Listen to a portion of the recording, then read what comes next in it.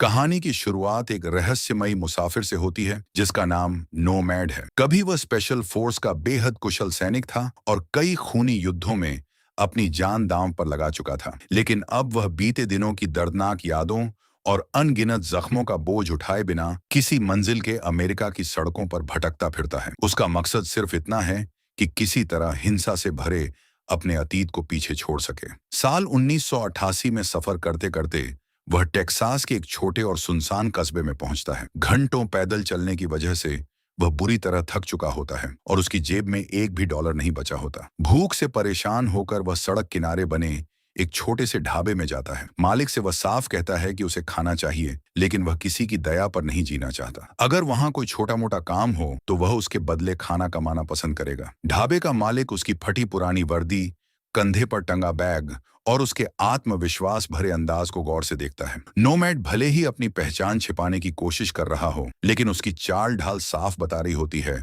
कि वह कभी किसी नामी सैन्य यूनिट का हिस्सा रह चुका है। मालिक बिना किसी शर्त के उसे खाना देने की पेशकश करता है, मगर नोमैड उसे विनम्रता से ठुकरा देता है। आखिरकार मालिक उसे काफी समय से टूटी पड़ी एक कांच की अलमारी दिखाता है और कहता है कि अगर वह इसे ठीक कर दे तो बदले में खाना मिल जाएगा। नोमैड तुरंत काम में जुट जाता है। काम करते करते दोनों के बीच बातचीत शुरू होती है और मालिक पूछता है कि वह इस कस्बे में कितने दिन रुकने वाला है। लेकिन अगले ही पल वह उसे एक अजीब सी चेतावनी भी देता है कि इस जगह पर बाहरी लोगों को बिल्कुल पसंद नहीं किया जाता। नोमैड इस बात को ज्यादा महत्व नहीं देता, क्योंकि इस समय उसकी पहली जरूरत सिर्फ पेट भरना और फिर अपनी मंजिल की ओर निकल जाना है। दूसरी तरफ कहानी हमें लीना से मिलवाती है, जो अपने पिता ओवेन के साथ एक छोटे से बार को संभालती है। उनकी जिंदगी मुश्किलों से भरी हुई है। ओवेन शारीरिक रूप से अक्षम है और व्हीलचेयर के सहारे जिंदगी बिताते हैं। जैसे तैसे दोनों मिलकर कारोबार चला रहे होते हैं, लेकिन हाल ही में बार का ओवन भी खराब हो गया है और नया खरीदने लायक पैसे उनके पास नहीं है। तभी वहां क्लाई नाम का एक आदमी अपने साथियों के साथ पहुंचता है। उसके अंदर आते ही माहौल बदल जाता है। सभी लोगों का व्यवहार साफ दिखा देता है कि इस कस्बे में उसकी काफी ढाक है और वह खुद को यहाँ का सबसे ताकतवर इंसान समझता है। मगर उसकी असली चाहत सिर्फ ताकत नहीं बल्कि लीना है। काफी समय से वह उसे अपने साथ रहने के लिए मजबूर करने की कोशिश कर रहा है, लेकिन हर बार लीना उसका प्रस्ताव ठुकरा देती है। लगातार मिल रही इस बेइज्जती ने उसके अहंकार को और भड़का दिया है। इस बार भी वह अपनी जिद दोहराता है, लेकिन लीना पहले की तरह साफ इनकार कर देती है। अब माहौल तेजी से बिगड़ने लगता है और ऐसा महसूस होने लगता है कि अगले ही पल कोई बड़ा बवाल होने वाला है। जैसे ही क्लाई की हरकतें हद पार करने लगती हैं, ओवेन अपनी बेटी की रक्षा के लिए आगे बढ़ता है, लेकिन व्हील चेयर पर होने की वजह से वह उसका सामना नहीं कर पाता। क्लाई गुस्से से आग बबूला हो जाता है और ओवेन की व्हील चेयर को इतनी जोर से धक्का देता है कि वह जाकर दीवार से टकरा जाती है। इसके बाद वह ठंडे लहजे में धमकी देता है कि अगर दोबारा उसके मामलों में दखल दिया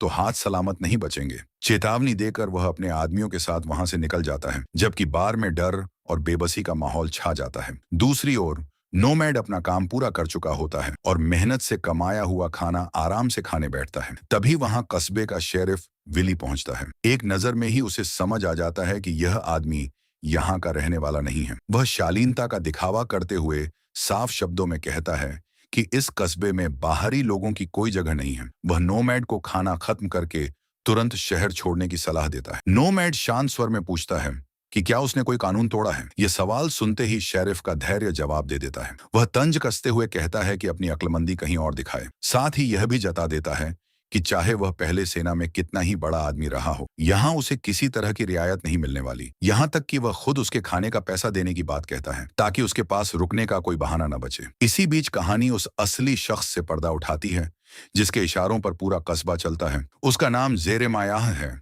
जो क्लाई का पिता भी है। भले ही लोगों को डराने का काम क्लाई करता हो, लेकिन असली ताकत उसके बूढ़े पिता के हाथों में है। पूरा कस्बा उससे कांपता है और कोई भी उसके खिलाफ आवाज उठाने की हिम्मत नहीं करता। वजह भी बेहद खौफनाक है। उसने एक वैध फैक्ट्री की एड में गैर कानूनी कारोबार का विशाल जाल बिछा रखा है। गांव वालों को मजबूर किया जाता है कि वे उसके लिए अवैध पाउडर की पैकिंग करें, जिसे बाद में अलग अलग जगह भेजा जाता है। जो उसके आदेश मानते हैं वे किसी तरह जिंदा रहते हैं और जो विरोध करते हैं उन्हें दूसरों के सामने ऐसी सजा दी जाती है कि कोई दोबारा बगावत का सोच भी न सके। कुछ ही देर बाद एक मजदूर को उसके सामने लाया जाता है। उस पर आरोप है कि वह पूरी सच्चाई पुलिस तक पहुंचाने वाला था। जब जेरेमायाह उससे इसकी वजह पूछता है तो वह बताता है कि उसकी पत्नी डर के साए में जी रही थी और उसी के कहने पर उसने मदद लेने का फैसला किया। लेकिन यह जवाब सुनकर भी जेरेमायाह के चेहरे पर जरा भी रहम नहीं आता। वह अपने खास आदमी साइक को आदेश देता है कि बिना किसी दया के उसे सबक सिखाया जाए। अगले ही पल सबके सामने उस मजदूर का हाथ तोड़ दिया जाता है। उसकी दर्दनाक चीखें पूरे इलाके में गूंज उठती हैं। इसके बाद जेरेमायाह साफ कह देता है कि इस बार सिर्फ चेतावनी दी गई है, अगली गलती की कीमत जान देकर चुकानी होगी। उधर नोमैड खाना खत्म करके अपनी राह पर निकल पड़ता है। चलते चलते उसे एक छोटा होटल दिखाई देता है और वह रात बिताने के लिए वहां कमरा मांगता है। होटल का कर्मचारी लेवान पहले तो वही पुरानी बात दोहराता है कि बाहरी लोगों को यहाँ ठहरने की इजाजत नहीं है, लेकिन जब नोमैड भरोसा दिलाता है कि वह सिर्फ एक रात रुकेगा और सुबह होते ही चला जाएगा, तो काफी सोचने के बाद लेवान आखिरकार उसे कमरा दे देता है। शाम ढलने पर जब नोमैड को फिर भूख लगती है तो वह उसी बार की तरफ पहुंचता है जहां लीना और ओवेन काम करते हैं। वहां भी वह वही प्रस्ताव रखता है कि उसके पास पैसे नहीं हैं, लेकिन बदले में कोई काम कर सकता है। ओवेन तुरंत अपने खराब पड़े ओवन को याद करता है और कहता है कि अगर वह इसे ठीक कर दे तो उसे भरपेट खाना मिलेगा। नोमैड बिना देर किए काम शुरू कर देता है। तभी लीना वहां पहुंचती है और किसी अनजान आदमी को अंदर देखकर चौंक जाती है। वह अपने पिता को अलग ले जाकर पूछती है कि क्या उन्हें एहसास है कि किसी बाहरी इंसान को यहाँ रखना कितना खतरनाक हो सकता है। ओवेन उसे समझाता है कि वह सिर्फ एक दिन के लिए आया है और अगर ओवन ठीक हो गया तो उनकी बड़ी परेशानी खत्म हो जाएगी। लीना पूरी तरह आश्वस्त तो नहीं होती, लेकिन पिता की बात मान लेती है। फिर भी उसकी नजरें लगातार नोमैड पर टिकी रहती हैं। उस अजनबी में उसे कुछ ऐसा महसूस होता है जिसे वह शब्दों में बयां नहीं कर पाती। ओवन की मरम्मत करते हुए नोमैड समझ जाता है कि दिक्कत उसकी उम्मीद से ज्यादा बड़ी है। हार मानने के बजाय वह पूरे बार की बारीकी से जांच करने लगता है। इसी दौरान उसे चुपचाप एक ढीली तार मिलती है, जिसे बिना किसी का ध्यान आकर्षित किए वह अपनी जेब में रख लेता है। इसके बाद वह फिर से काम में जुट जाता है और आखिरकार ओवन को चालू कर देता है, जिससे साबित हो जाता है कि वह सचमुच हर तरह का काम करना जानता है। लेकिन उसकी मेहनत पूरी होते ही माहौल एक बार फिर बदल जाता है। क्लाई दोबारा बार में दाखिल होता है। अंदर नोमैड को देखते ही उसका चेहरा सख्त हो जाता है। वह तुरंत पूछता है कि यह आदमी कौन है और यहाँ क्या कर रहा है। ओवेन स्थिति संभालने की कोशिश करते हुए बताता है कि वह सिर्फ गुजरने वाला मुसाफिर है, जो कुछ काम खत्म करके जल्द ही यहाँ से चला जाएगा। क्लाई फिलहाल बात को बढ़ाता नहीं, लेकिन जाते जाते साफ चेतावनी देता है कि अगली बार यह अजनबी उसे इस बार के अंदर दिखाई नहीं देना चाहिए। इसके बाद वह अपने साथियों के साथ मेज पर बैठ जाता है और लीना उनसे ऑर्डर लेने पहुंचती है। मौका मिलते ही क्लाई फिर अपनी घटिया हरकतें शुरू कर देता है। चेहरे पर घमंडी मुस्कान लिए वह लीना से कहता है कि कुछ देर उनके साथ बैठकर बातें करे। लीना बिना एक पल गंवाए क्लाई की बात ठुकरा देती है। उसका यह साफ इनकार एक बार फिर क्लाई के अहंकार पर चोट करता है। गुस्से से भरा वह इशारों इशारों में धमकी देने लगता है कि एक दिन ऐसा आएगा जब लीना को उसकी हर बात माननी ही पड़ेगी। इस पूरे समय नोमैड बिल्कुल शांत रहता है। ऊपर से ऐसा लगता है मानो वह अपने काम में पूरी तरह व्यस्त हो, लेकिन असल में उसकी नजर और कान हर पल वहां हो रही हर बात पर टिके रहते हैं। रात होने पर ओवेन उसे खाने के लिए अपने साथ बैठने का निमंत्रण देता है। खाना खाते हुए नोमैड उस आदमी के बारे में पूछता है जिसने बार में हंगामा किया था। तब ओवेन पहली बार खुलकर सारी सच्चाई बताता है। वह कहता है कि क्लाई और उसका पिता पूरे कस्बे पर अपना दबदबा बनाए हुए हैं। क्लाई काफी समय से लीना को जबरदस्ती अपना बनाना चाहता है, लेकिन हर बार उसे सिर्फ इनकार ही मिला है। इसके बाद ओवेन एक और दर्दनाक सच साझा करता है। वह मानता है कि उसे इस जगह से नफरत है और वह वर्षों से यहाँ से दूर जाकर नई जिंदगी शुरू करने का सपना देख रहा है, मगर इस कस्बे से निकलना लगभग नामुमकिन है। उससे पहले भी कई लोगों ने भागने की कोशिश की थी, लेकिन जेरेमायाह के आदमी हर बार उन्हें ढूंढ लाए और फिर उनका अंजाम बेहद खौफनाक हुआ। नोमैड बिना कुछ बोले सारी बातें ध्यान से सुनता रहता है। खाना खत्म होने के बाद वह होटल लौटने की तैयारी करता है। जाने से पहले लीना उसकी मेहनत का पैसा देती है और गंभीर आवाज में कहती है कि अगर उसे अपनी जान प्यारी है तो जितनी जल्दी हो सके इस कस्बे से निकल जाए और दोबारा कभी लौट कर ना आए। नोमैड चुपचाप पैसे रख लेता है और बिना कोई बहस किए वहां से निकल जाता है। होटल पहुंचकर वह कमरा लेता है और आखिरकार आराम करने की कोशिश करता है, लेकिन उसी रात तेज तूफान पूरे कस्बे को अपनी चपेट में ले लेता है। मूसलाधार बारिश लगातार होती रहती है। फिर भी जेरेमायाह के लिए काम करने वाले लोगों को आराम की इजाजत नहीं होती। उनके लिए सिर्फ एक ही नियम है, हर हाल में आदेश मानना। उधर नोमैड अपने कमरे के बाथटब में बैठा शरीर की थकान उतारने की कोशिश कर रहा होता है, लेकिन जैसे ही आंखें बंद होती हैं, अतीत उसकी यादों पर हमला कर देता है। कानों में गोलियों की आवाज गूंजने लगती है। चारों तरफ धमाके, चीखें और गिरते हुए सैनिकों की तस्वीरें उभर आती हैं। उसके शरीर पर मौजूद अनगिनत जख्म इस बात की गवाही देते हैं कि वह ऐसे नरक से लौट कर आया है जहां से बहुत कम लोग जिंदा वापस आते हैं। बिस्तर पर लेटने के बाद भी उसे चैन नहीं मिलता, क्योंकि युद्ध के डरावने सपने आज भी उसका पीछा नहीं छोड़ते। अगली सुबह ओवेन बाहर निकलता है और देखता है कि रात के तूफान ने बार के बाहरी हिस्से को काफी नुकसान पहुंचाया है। तभी उसकी मुलाकात फिर से नोमैड से होती है। हालात देखकर नोमैड तुरंत समझ जाता है कि सीढ़ी की मदद से इसे ठीक किया जा सकता है। किसी के कहने का इंतजार किए बिना वह खुद ही मदद की पेशकश कर देता है और कुछ ही देर में मरम्मत शुरू कर देता है। जब लीना उसे फिर से वहीं काम करते देखती है तो उसके चेहरे पर चिंता साफ दिखाई देती है। वह एक बार फिर अपने पिता को समझाने की कोशिश करती है कि इस अजनबी को यहां से भेज देना ही सही रहेगा, वरना मुश्किलें और बढ़ जाएंगी। लेकिन ओवेन अपनी बात पर अडिग रहता है। वह कहता है कि उनका कारोबार टूटने की कगार पर है और अब तक सिर्फ यही आदमी उनकी मदद कर पाया है। साथ ही भरोसा दिलाता है कि वह सिर्फ एक दिन और रुकेगा। आखिरकार लीना मन मारकर यह बात मान लेती है। थोड़ी देर बाद नोमैड बाहर का काम खत्म करके अंदर बाकी खराबियां ठीक करने लगता है। तभी अचानक बार का दरवाजा जोर से खुलता है और क्लाई अपने कई गुर्गों के साथ अंदर आ धमकता है। उन्हें देखते ही नोमैड सहज रूप से आगे बढ़ जाता है। क्लाई का गुस्सा 7वें आसमान पर पहुंच जाता है, क्योंकि वह देखता है कि यह बाहरी आदमी अब भी वहीं मौजूद है। वह सीधे उसके सामने आकर कहता है कि उसके पास सिर्फ 5 मिनट हैं। इसके बाद अगर वह यहाँ दिखाई दिया तो अंजाम बहुत बुरा होगा। हैरानी की बात यह होती है कि नोमैड बिना किसी डर के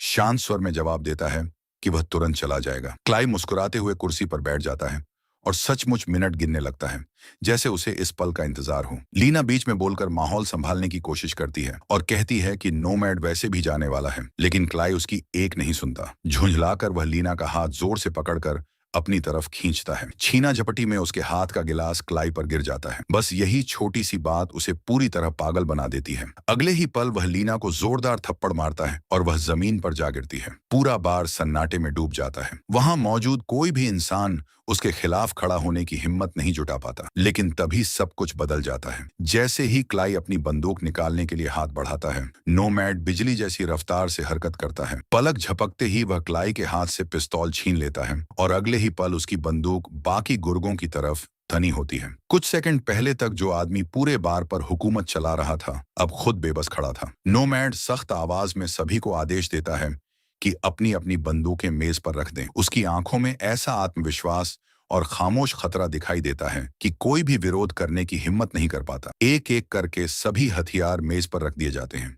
जब सभी हथियार मेज पर रख दिए जाते हैं, तब नोमैड क्लाई को जाने देता है और उसे अपने आदमियों के साथ बार से बाहर निकलने का आदेश देता है। वर्षों बाद पहली बार पूरे कस्बे के सामने किसी ने सबसे खौफनाक गुंडे की ऐसी बेइज्जती की थी। उनके जाते ही नोमैड बिना घुमाए फिराए ओवेन और लीना से कहता है कि उन्हें जितनी जल्दी हो सके यह कस्बा छोड़ देना चाहिए, क्योंकि अब यहाँ रुकना और भी खतरनाक साबित होगा। लेकिन दोनों मजबूरी जताते हैं। वे बताते हैं कि जेरेमायाह के लोगों के तार हर जगह जुड़े हुए हैं। अगर वे भाग भी गए तो देर सवेर उन्हें ढूंढ निकाला जाएगा। इसके बाद ओवेन अपने अतीत का एक दर्दनाक अध्याय खोलता है। वह बताता है कि कई साल पहले लीना इस नरक से निकलने में कामयाब हो गई थी। उसने एक सैनिक से शादी की और नई जिंदगी शुरू कर दी थी, लेकिन किस्मत ने उसका साथ नहीं दिया। एक सैन्य मिशन के दौरान उसके पति की मौत हो गई और कुछ समय बाद खुद ओवेन भी व्हील चेयर तक सीमित हो गया। पिता की देखभाल करने के लिए लीना को मजबूर होकर वापस इसी कस्बे में लौटना पड़ा। यह सब सुनकर नोमैड कुछ पल तक चुप रहता है। फिर उसे उस शेरिफ की याद आती है जिसने आते ही उसे शहर छोड़ने की धमकी दी थी। वह जानना चाहता है कि आखिर उस आदमी की असली भूमिका क्या है। ओवेन और लीना बताते हैं कि शेरिफ विली पूरी तरह जेरेमायाह का वफादार है। कस्बे में कोई भी जरा सी बगावत या संदिग्ध हरकत करे तो वह तुरंत खबर पहुंचा देता है। लेकिन अब सबसे बड़ी मुसीबत कुछ और है। क्लाई को सबके सामने निहत्था करके नोमैड ने सीधे उस परिवार को चुनौती दे दी है जिसे यहाँ कोई छूने की भी हिम्मत नहीं करता, और जेरेमायाह ऐसी बेइज्जती कभी माफ नहीं करता। उधर क्लाई गुस्से से तमतमाता हुआ अपने पिता की हवेली पहुंचता है और पूरी घटना सुना देता है। वह बताता है कि एक अकेले बूढ़े मुसाफिर ने उसकी बंदूक छीन ली, उसके आदमियों को हथियार डालने पर मजबूर कर दिया और सबके सामने उसे शर्मिंदा कर दिया। जेरेमायाह पहले तो इस बात पर यकीन ही नहीं कर पाता कि एक आदमी ऐसा कैसे कर सकता है, लेकिन वह तुरंत फैसला लेता है और शेरिफ विली को आदेश देता है कि नोमैड को ढूंढकर गिरफ्तार किया जाए और उसके सामने पेश किया जाए। इस बार वह खुद इस मामले को निपटाना चाहता है। दूसरी ओर कस्बे के लोग चोरी छिपे इकट्ठा होकर हालात पर चर्चा करने लगते हैं। कुछ लोगों को लगता है कि शायद पहली बार उन्हें अपने अत्याचारियों के खिलाफ खड़े होने का मौका मिला है, जबकि दूसरे डरते हैं कि अगर नोमैड यहाँ रहा तो पूरे कस्बे पर और बड़ा संकट टूट पड़ेगा। आखिर उसकी एंट्री के बाद से सब कुछ बदल चुका था। इसी दौरान नोमैड एक फोन तक पहुंच जाता है और अपने अतीत के एक पुराने साथी से संपर्क करता है। दूसरी तरफ मौजूद आदमी उसकी आवाज सुनते ही हैरान रह जाता है, क्योंकि उसे तो सालों से यही लगता था कि नोमैड अब इस दुनिया में नहीं रहा। दोनों की बातचीत से साफ हो जाता है कि वे कभी कई जंग साथ लड़ चुके हैं और आज भी एक दूसरे पर पूरा भरोसा करते हैं। पुराना साथी बिना सवाल किए हर संभव मदद का भरोसा देता है। वहीं शेरिफ विली को गांव वालों की गुप्त बैठक की भनक लग जाती है। अंदर पहुंचते ही उसे समझ आ जाता है कि कुछ न कुछ जरूर छिपाया जा रहा है। वह सख्त लहजे में कहता है कि अगर वे नोमैड को उसके हवाले कर दें तो बाकी सभी को छोड़ दिया जाएगा। गांव वाले बहाना बनाते हैं कि वे सिर्फ ओवेन का जन्मदिन मना रहे थे, लेकिन शेरिफ उनकी एक भी बात नहीं मानता और दोबारा नोमैड को सौंपने की मांग करता है। तभी नोमैड खुद आगे बढ़ता है और पूरे आत्मविश्वास से कहता है कि उसने अभी अभी स्पेशल फोर्स के कमांडर कर्नल जैक से बात की है। उसने उन्हें इस कस्बे में चल रहे पूरे अपराध और यहाँ के लोगों के शोषण की जानकारी दे दी है। साथ ही वह चेतावनी देता है कि अगर उसे और परेशान किया गया तो इसका अंजाम बहुत बुरा होगा। कर्नल जैक का नाम सुनते ही शेरिफ का चेहरा पीला पड़ जाता है। वह बिना एक शब्द बोले तुरंत वहां से निकल जाता है। गांव वाले समझ ही नहीं पाते कि आखिर अभी हुआ क्या है। उसके जाते ही नोमैड मुस्कुराकर सच्चाई बताता है कि उसने पूरी कहानी गढ़ी थी। उसने सिर्फ शेरिफ के मन में डर पैदा किया, क्योंकि उसे यकीन नहीं था कि बात सच है या झूठ। लेकिन जेरेमाया इतना आसानी से धोखा खाने वालों में से नहीं था। जब शेरिफ उसे पूरी घटना बताता है तो वह तुरंत समझ जाता है कि यह सब झूठ है। वह कर्नल जैक को अच्छी तरह जानता था और उसकी जानकारी के मुताबिक जैक की मौत कई साल पहले हो चुकी थी। अब उसे एहसास हो जाता है कि इस मामले को कोई साधारण आदमी नहीं संभाल सकता। इसलिए वह अपने खास आदमी साइक को आदेश देता है कि तुरंत क्लेटस नाम के एक बेहद खतरनाक सुपारी किलर को बुलाया जाए। उसका सिर्फ एक काम है, नोमैड को जल्द से जल्द खत्म करना। उसी रात नोमैड अपना सामान समेटने लगता है, क्योंकि उसने वादा किया था कि वह यहाँ से चला जाएगा। लेकिन तभी लीना उससे मिलने आती है। वह भावुक होकर उसे रुकने की गुहार लगाती है। वह बताती है कि इस कस्बे के लोग वर्षों से डर और गुलामी में जी रहे हैं। अब उनमें उम्मीद लगभग खत्म हो चुकी है और क्लाई को सबके सामने बेइज्जत करने के बाद वह और उसका पिता सबसे बड़े निशाने पर आ गए हैं। नोमैड उसकी हर बात ध्यान से सुनता है। वह जानता है कि अगर वह यहीं रुका तो एक ऐसी लड़ाई में उतर जाएगा जिसका उससे कोई लेना देना नहीं था। लेकिन यह भी सच था कि उसके जाने के बाद ये लोग पूरी तरह असहाय हो जाएंगे। काफी सोचने के बाद वह फैसला करता है कि कम से कम तब तक यहीं रहेगा जब तक यह यकीन ना हो जाए कि लीना और बाकी लोग सुरक्षित हैं। अगली सुबह वह लीना से उसे कार में एक खास जगह ले चलने को कहता है। वहां पहुंचकर वह चुपचाप इंतजार करने लगता है। कुछ ही देर में एक छोटा विमान उतरता है, जिसमें से एक आदमी रहस्यमयी बैग लेकर बाहर आता है। वह बैग नोमैड को सौंपता है। दोनों के बीच कुछ शब्दों का आदान प्रदान होता है और फिर नोमैड वापस कार की ओर लौट आता है। लेकिन दूर कहीं से कोई इस पूरी मुलाकात पर नजर रख रहा होता है। वह और कोई नहीं बल्कि जेरेमाया द्वारा भेजा गया खूंखार हत्यारा क्लेटस है। रास्ते में लीना उत्सुक होकर पूछती है कि उस बैग में आखिर क्या है, लेकिन नोमैड मुस्कुराकर बात टाल देता है और उसके अंदर छिपे राज को फिलहाल उजागर नहीं होने देता। नोमैड बस इतना कहकर बात खत्म कर देता है कि बैग में उसके काम आने वाले कुछ जरूरी औजार हैं, लेकिन उसके चेहरे से साफ झलक रहा होता है कि वह असली सच छिपा रहा है। दोनों कार से वापस कस्बे की ओर लौट रहे होते हैं कि तभी नोमैड की तेज नजरें एक संदिग्ध गाड़ी को पहचान लेती हैं। उसकी सैन्य ट्रेनिंग उसे तुरंत एहसास करा देती है कि कोई उनका पीछा कर रहा है। वह बिना वक्त गंवाए लीना से कार की रफ्तार बढ़ाने को कहता है। जैसे ही कार तेज होती है, पीछा कर रहे लोग अपनी गाड़ी उन पर चढ़ाने की कोशिश करते हैं। देखते ही देखते सड़क पर जानलेवा पीछा शुरू हो जाता है। हमलावर बार बार उनकी कार को सड़क से नीचे धकेलने की कोशिश करते हैं। लीना पूरी ताकत से गाड़ी संभालती रहती है, जबकि नोमैड अपने हथियार तैयार कर लेता है। अगले ही पल गोलियां चलनी शुरू हो जाती हैं। पीछा करने वालों में से एक मशीन गन निकालकर अंधाधुंध फायरिंग करने लगता है, जिससे हालात और भी खतरनाक हो जाते हैं। किसी तरह वे एक पुरानी मीनार के पास पहुंचते हैं, कार छोड़ते हैं और रहस्यमयी बैग उठाकर अंदर भाग जाते हैं। दुश्मन भी पीछे पीछे इमारत में घुस जाते हैं और हर कोना खंगालना शुरू कर देते हैं, लेकिन उन्हें कुछ हाथ नहीं लगता। तभी नोमैड अचानक पलटवार करता है। वह छिपी हुई जगह से शॉटगन लेकर निकलता है और दुश्मनों पर टूट पड़ता है। इसी बीच वह लीना को लगातार आगे बढ़ते रहने का आदेश देता है, क्योंकि उसकी पहली प्राथमिकता किसी भी कीमत पर उसकी जान बचाना है। लेकिन हमलावर उनका पीछा करते हुए एक पुराने हैंगर तक पहुंच जाते हैं। वहां दोनों कबाड़ बन चुके वाहनों के पीछे छिप जाते हैं और समझ जाते हैं कि अब जरा सी गलती भी जान ले सकती है। नोमैड लीना को एक बंदूक और वही बैग सौंपते हुए कहता है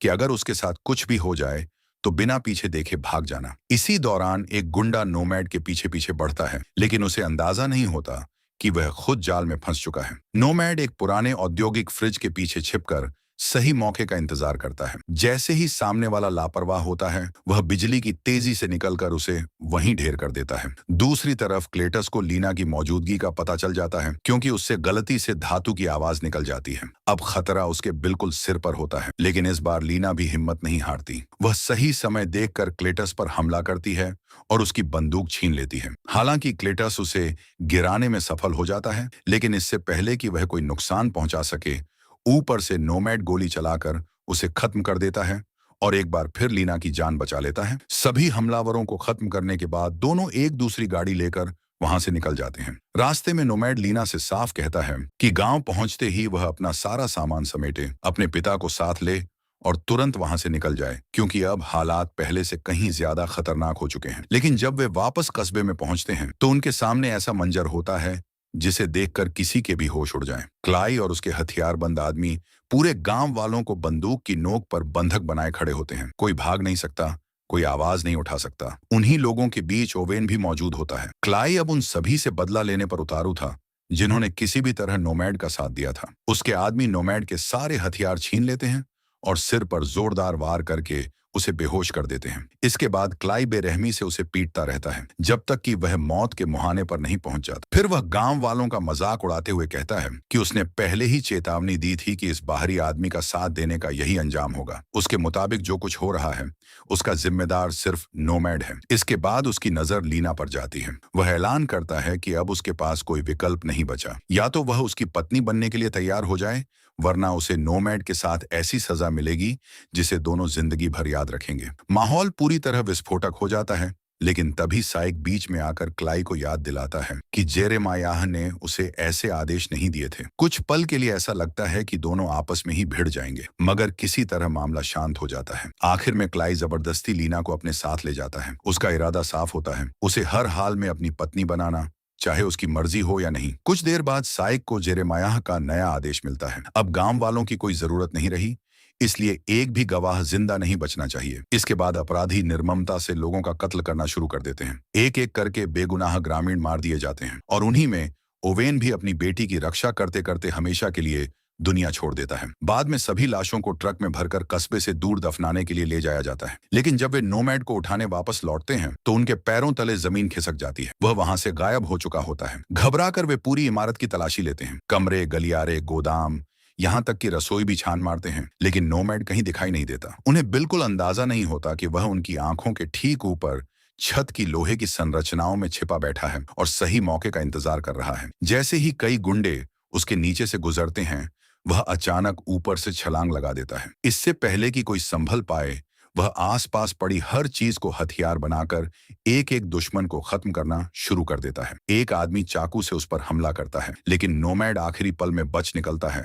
और हमलावर का वार गलती से उसके अपने साथी को ही मौत के घाट उतार देता है। इसके बाद एक विशालकाय गुंडा उससे आमने सामने भिड़ने की कोशिश करता है, लेकिन यह उसकी सबसे बड़ी भूल साबित होती है। वर्षों की सैन्य ट्रेनिंग के दम पर नोमैड सिर्फ चाकुओं और आसपास पड़े औजारों का इस्तेमाल करके उसे भी कुछ ही पलों में खत्म कर देता है। लड़ाई खत्म होते होते पूरा इलाका खून से लाल हो चुका होता है। नोमैड शांत चेहरे के साथ एक सिंक के पास जाता है और अपने जख्म साफ करने लगता है। उसी दौरान युद्ध के पुराने दृश्य फिर उसकी आंखों के सामने घूमने लगते हैं, मानो वह कभी उन लड़ाइयों से बाहर निकला ही न हो। तभी वहां शेरिफ विली पहुंचता है। चारों तरफ बिखरी लाशें देखकर वह सन्न रह जाता है। हैरानी की बात यह होती है कि वह तुरंत नोमैड को गिरफ्तार नहीं करता। इसके बजाय वह उसे अपने साथ चलने का आदेश देता है। नोमैड बिना किसी विरोध के उसके साथ जाने के लिए तैयार हो जाता है। शेरिफ के साथ जाते हुए भी नोमैड पूरी तरह शांत रहता है। रास्ते में वह वही तार निकालता है जिसे उसने पहले बार से चुपचाप अपनी जेब में रख लिया था। उसी की मदद से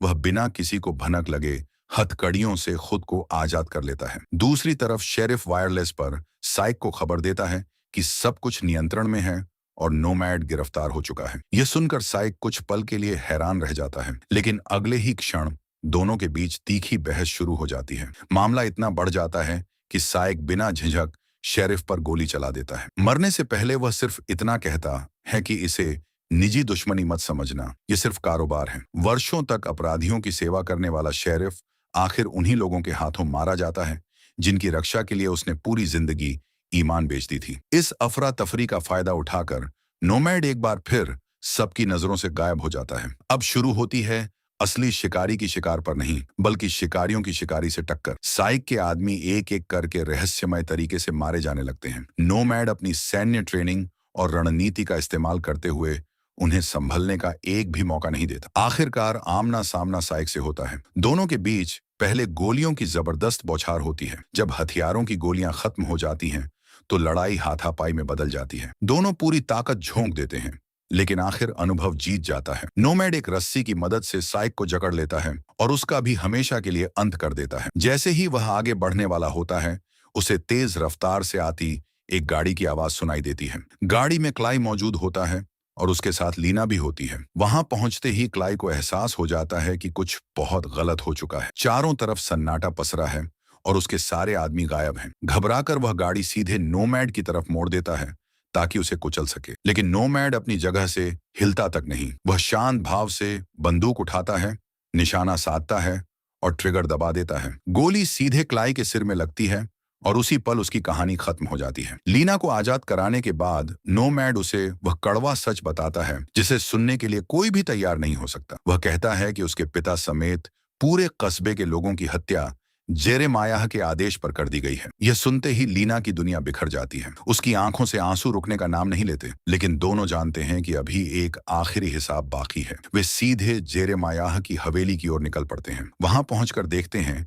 कि बूढ़ा जेरेमायाह बेफिक्र होकर पियानो बजा रहा है, मानो उसे बाहर हुई तबाही की कोई खबर ही न हो। मगर जैसे ही वह दरवाजे पर नोमैड को खड़ा देखता है, पहली बार उसके चेहरे से घमंड गायब हो जाता है और उसकी जगह डर ले लेता है। तभी पूरी सच्चाई सामने आती है। नोमैड कोई साधारण मुसाफिर नहीं, बल्कि वही दिग्गज स्पेशल फोर्स कमांडर जैक है, जिसका नाम सुनकर शेरिफ तक कांप उठा था। वही जैक जिसे पूरी दुनिया कई साल पहले मरा हुआ मान चुकी थी। जेरेमायाह घबराकर उसे डराने और हवेली छोड़ने की धमकी देने की कोशिश करता है, लेकिन अब बहुत देर हो चुकी थी। जैक बिना किसी हिचकिचाहट के उसकी टांग में गोली मार देता है और उसे जमीन पर गिरा देता है। इसके बाद वह शराब की पूरी बोतल उसके ऊपर उड़ेल देता है। लीना गुस्से और दर्द से भरी हुई लाइटर जलाती है और खुद सब खत्म करना चाहती है, लेकिन जैक उसे रोक लेता है। वह नहीं चाहता कि इतनी पीड़ा झेलने के बाद लीना अपनी आत्मा पर एक और बोझ उठाए। आखिरकार जैक खुद हवेली में आग लगा देता है। देखते ही देखते लपटें पूरे महल को अपनी गिरफ्त में ले लेती हैं और जेरेमायाह उसी आग में फंसकर अपने अपराधों की सजा भुगतते हुए मौत के घाट उतर जाता है। इसके बाद जैक और लीना बिना पीछे मुड़े वहां से निकल जाते हैं। कुछ समय बाद लीना अपने पिता को अपने दिवंगत पति की कब्र के पास दफनाती है और खामोशी से उन दोनों को अंतिम विदाई देती है, जो उसकी जिंदगी के सबसे अनमोल इंसान थे। वक्त बीतने पर दोनों आखिरी बार एक साथ सफर पर निकलते हैं। रास्ते में लीना जैक से पूछती है कि अब उसे कौन सी बस पकड़नी चाहिए। जैक मुस्कुराकर जवाब देता है कि अब वह जिस दिशा में चाहे जा सकती है। आखिरकार उसकी जिंदगी पर किसी और का नहीं, सिर्फ उसका अपना हक है। कोई अब उसे आदेश नहीं देगा और न ही उसकी किस्मत तय करेगा। लीना कृतज्ञता के साथ जैक को अलविदा कहती है। इसके बाद दोनों की राहें अलग हो जाती हैं। लीना नई शुरुआत की ओर बढ़ जाती है, जबकि जैक हमेशा की तरह अकेला एक और शहर और एक और जंग को पीछे छोड़ते हुए अनजाने रास्तों में खो जाता है। यहीं इस रोमांचक कहानी का अंत होता है।